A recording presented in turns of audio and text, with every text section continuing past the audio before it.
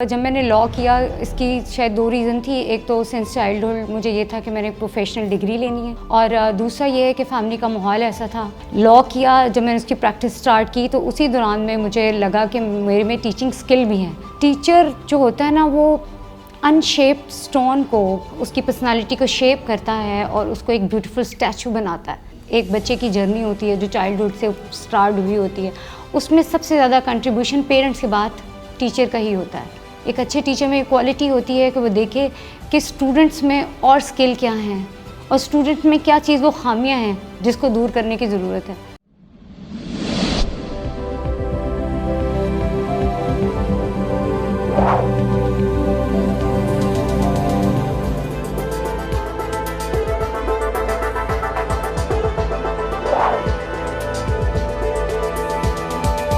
अस्सलाम वालेकुम नाजरीन, सीरीज ऑफ प्रोफेशनल विजडम के साथ मैं हूं अली रहमान खालिद। आज जो मेहमान हमारे साथ मौजूद हैं वो बुनियादी तौर पे तो एक टीचर हैं, लेकिन इसके साथ साथ वो एक पब्लिक स्पीकर भी हैं।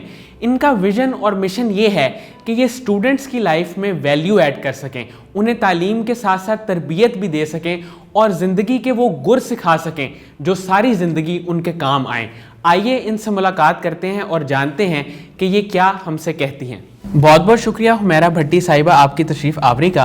मैम, सबसे पहले तो आप मुझे ये बताएं कि आपने लॉ किया और उसके बाद आप टीचिंग की फील्ड में आई और आप पॉलिटिकल साइंस पढ़ा रही हैं, तो ये सफ़र आपने कैसे तय किया और ये चेंज की वजह क्या थी? First of all thanks for having me here. Yes, जब मैंने लॉ किया इसकी शायद दो रीज़न थी। एक तो सिंस चाइल्डहुड मुझे ये था कि मैंने एक प्रोफेशनल डिग्री लेनी है, और दूसरा ये है कि फ़ैमिली का माहौल ऐसा था, सारी फैमिली में लॉ था, भाई फादर इस फील्ड से थे, तो मुझे लगता था कि मुझे लॉ करना चाहिए। लॉ किया, जब मैंने उसकी प्रैक्टिस स्टार्ट की तो उसी दौरान में मुझे लगा कि मेरे में टीचिंग स्किल भी है। ठीक है। उसके बाद मैंने अपनी टीचिंग की तरफ पीपीएससी का एग्ज़ाम पास किया और उसके बाद मैं एज अ टीचर वर्क करने लगी। मैम, एक टीचर की जिम्मेदारी सबसे ज़्यादा क्या होती है? टीचर जो होता है ना, वो अनशेप्ड स्टोन को एक उसकी पर्सनालिटी को शेप करता है और उसको एक ब्यूटीफुल स्टैचू बनाता है।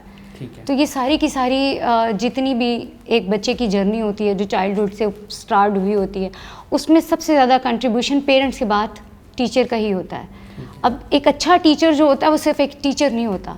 एक अच्छे टीचर में क्वालिटी होती है कि वो देखे कि स्टूडेंट्स में और स्किल क्या हैं और स्टूडेंट में क्या चीज़ वो खामियां हैं जिसको दूर करने की ज़रूरत है। तो उसके लिए ज़ाहिर है साइकोलॉजिस्ट भी होना चाहिए टीचर को, तभी जाके वो उस पर वर्क कर सकता है। मैम, आपने अपनी फील्ड भी चेंज की, अपनी ज़िंदगी में मुश्किल वक्त भी देखा होगा, उस वक्त में आपने क्या किया और उसको कैसे मैनेज किया?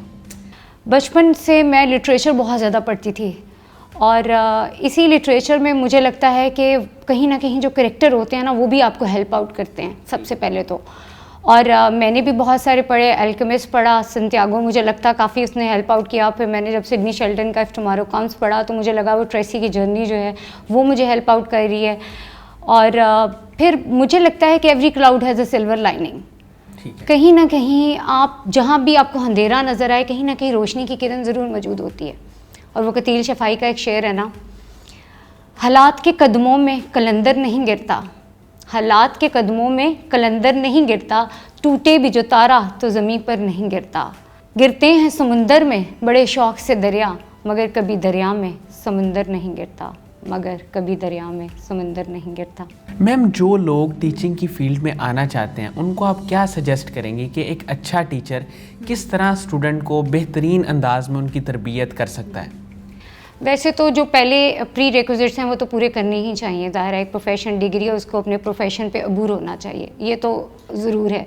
फिर उसकी कम्युनिकेशन स्किल अच्छी होनी चाहिए, और उसके बाद उसको एज अ साइकोलॉजिस्ट उसको लगता है कि वो बच्चे को परख सकता है, उसकी जांच कर सकता है और उसमें जो फ्लॉज हैं उसको दूर कर सकता है।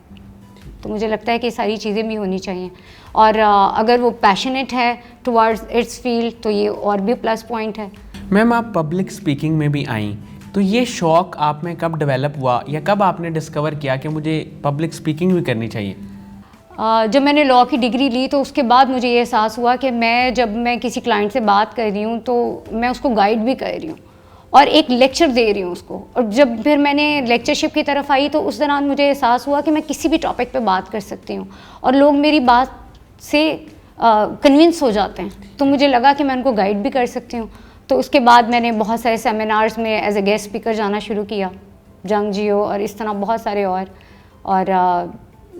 डिफरेंट फील्ड्स के लिए काम किया। Gender based violence against women के लिए काम किया, एक एनजीओ थी चाइल्ड प्रोटेक्शन वाली, उनके लिए काम किया। तो इस तरह डिफरेंट। मैम, जब आप लोगों को नसीहत करती हैं, ख़ास तौर पे स्टूडेंट्स को, तो आप क्या कहती हैं उनसे?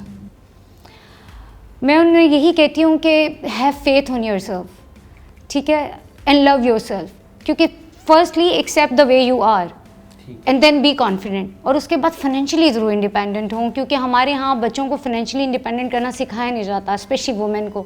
एंड सेम बॉयज़ के साथ भी यही है, बहुत लेट एज में जाके आपने एमफिल कर लिया, पीएचडी कर लिया, स्टिल आपकी अर्निंग नहीं है। तो फाइनेंशियली इंडिपेंडेंट होना बच्चे के लिए बहुत ज़रूरी है। जैसे बाहर की कंट्रीज़ में होता है 18 ईयर्स के बाद बच्चा कुछ ना कुछ काम करता है, उससे रिस्पॉन्सिबिलिटी भी मिलती है, उसको पैसे की कदर भी आती है, और उसके साथ साथ वो अपनी स्किल भी डेवलप करता रहता है। मैम, इसको थोड़ा सा आप एक्सप्लेन कीजिएगा कि अगर एक बच्चा है वो तालीम भी हासिल कर रहा है, तो वो उसके साथ साथ कोई जॉब करे, बिजनेस करे, किस तरह अपने आप को फाइनेंशियली इंडिपेंडेंट कर सकता है वो?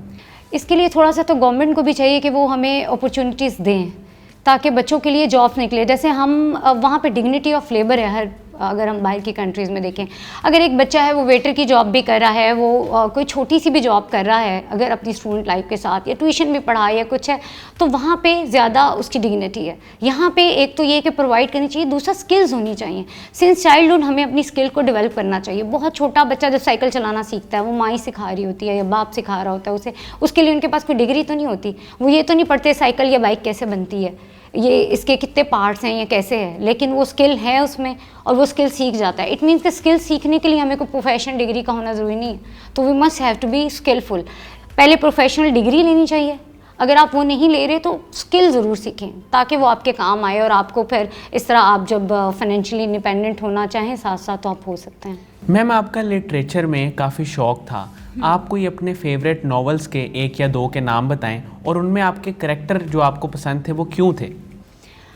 मैं बचपन में मुझे लगा कि जैसे, बल्कि मैंने पढ़ना भी क्यों शुरू किया, मैं ये सोचती हूँ कि आज भी हमारे घर में जब छोटे छोटे बच्चे होते हैं ना, तो वो आप देखेंगे they want to escape from reality, एक फैंटेसी वर्ल्ड में जाना चाहता है। इवन छोटा सा बच्चा, कोई बच्चा अपने आप को सुपरमैन समझता है, कोई बच्चा अपने आप को एल्सा, मतलब आजकल तक जो कार्टून कैरेक्टर हैं वो लगता है कि वो हैं। इसी तरह जब आप कोई भी बुक पढ़ते हो तो उसका आप पे इम्पैक्ट होता है, बुक्स का बहुत स्ट्रांगली इम्पैक्ट होता है।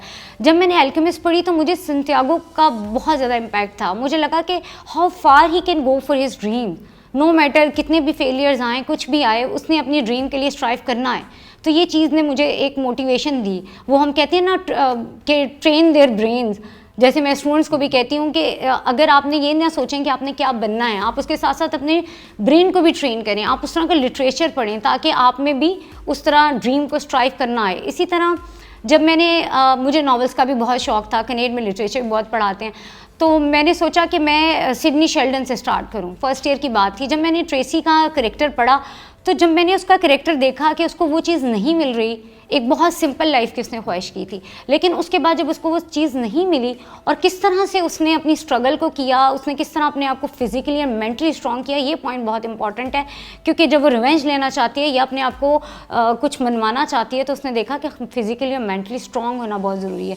तो ये ट्रेसी का करैक्टर मुझे लगा कि ये बहुत ज़्यादा असर रखता है। उसके बाद और भी बहुत सारी बुक्स हैं, जैसे the magic of positive thinking, ठीक है, think big, the magic of think big, मेरा ख्याल है डेविड की थी, वो भी मैंने पढ़ी कि किस तरह से अपनी सेल्फ एस्टीम अगर किसी की लो है तो उसको कैसे हाई करते हैं, कैसा पहनना चाहिए, कैसे करना चाहिए, मतलब ये तमाम चीज़ें मिलके आपको कॉन्फिडेंस देती हैं, और ये बुक्स ही हैं जिनका इम्पैक्ट होता है। और इसी तरह सीरतुन नबी सल्लल्लाहु अलैहि वसल्लम, वो तो ज़रूर ही पढ़नी चाहिए हर किसी को, क्योंकि जितनी पॉजिटिविटी उस बुक के पढ़ने से आती है, और ये अनकॉन्शियसली आती है। जब आप उस रास्ते पे जाते हैं, वो बुक पढ़ रहे होते हैं, तो आपकी ज़िंदगी में अनकॉन्शियसली चेंज आता है, आपकी जो नेगेटिविटी है ना वो काफ़ी हद तक ख़त्म हो जाती है, मतलब without any effort, just read 2-3 pages and that's it. ठीक है मैम, आपकी ज़िंदगी में वो कौन लोग थे जिन्होंने आपको मोटिवेट किया? मैं जब कनेड में पढ़ रही थी तो हमारी एक टीचर थी मिस सायरा मलिक, उन्होंने मुझे बहुत मोटिवेट किया। और चूँकि मैं मिडिल क्लास फैमिली से थी, और जब मैं वहाँ कनेड में गई और मैंने वो माहौल देखा, तो मेरी अपनी सेल्फ इस्टीम लो हो गई थी, कॉन्फिडेंस तो था ही। तो उन्होंने, मुझे इतनी हैरानगी होती थी जब वो मुझे देखती थी और कहती थी you are very talented, you can do it. मतलब उसके छोटा सा उनका word you can do it, उससे लेकर के बाद में जैसे उन्होंने मेरे साथ इतना, मतलब मेरे ही नहीं तमाम स्टूडेंट्स को इतना इनकरेज करती थी, इतनी फ्रेंडली थी। उस वक्त मुझे एहसास हुआ कि अच्छा टीचर को स्टूडेंट के साथ फ्रेंडली भी होना चाहिए। मतलब टीचर यूँ नहीं होना चाहिए, टीचर के चेहरे पे स्माइल होनी चाहिए। टीचर का एक अच्छा जेस्चर जो है वो कितना पॉजिटिव वाइब्स देता है स्टूडेंट को। तो मिस सायरा मलिक आज हमारे साथ इस दुनिया में नहीं है, लेकिन यह है कि मैं हमेशा उनको इस बात के लिए बहुत ज़्यादा एडमायर भी करती हूँ, और उन्हीं की वजह से मुझे पॉलिटिकल साइंस में बड़ी इंटरेस्ट भी पैदा हुआ। लॉ से एकदम मुझे लगा नहीं पहले पॉलिटिकल साइंस में कुछ कर लूँ, ये बड़ा इंटरेस्टिंग सब्जेक्ट है। तो रीज़न मुझे बाद में फाइंड आउट की कि वो उनकी पर्सनालिटी थी जिसकी वजह से मुझे वो अच्छी लगी। फिर जब मैं GC में थी तो मेरे टीचर थे सर जावेद शेख, वो मुझे कहते होते थे कि आप में टीचिंग स्किल हैं। तो मैंने उन्हें कहना कि नहीं, मैंने टीचर नहीं बनना, मैंने लॉयर बनना। तो मुझे हमेशा उन्होंने मुझे इंटर्नशिप भी ऑफ़र की। वो हमेशा कहते थे कि you are intelligent, you can speak very well, तो आप अच्छी बन सकती हैं, आप पब्लिक स्पीकिंग में भी आएँ, आप टीचर भी बने, आप अच्छा कम्युनिकेट कर लेती हैं। तो आज मुझे उनकी बात याद आती है कि जो, और इससे ये भी मुझे बात पता चलती है कि जो टीचर होता है ना उसको टैलेंट का आपसे भी पहले पता चल जाता है। मैम, कासिम अली शाह साहब की फाउंडेशन है, उनका काम है, उनके बारे में आप क्या कहेंगी?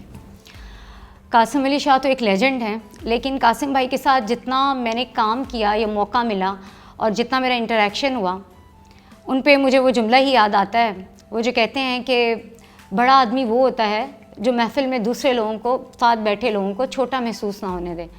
तो जो कासिम भाई की इतनी आला शख्सियत है, उसके बावजूद भी जब वो किसी के साथ बैठे होते हैं ना, तो वो उसका स्टैंडर्ड रेज कर देते हैं।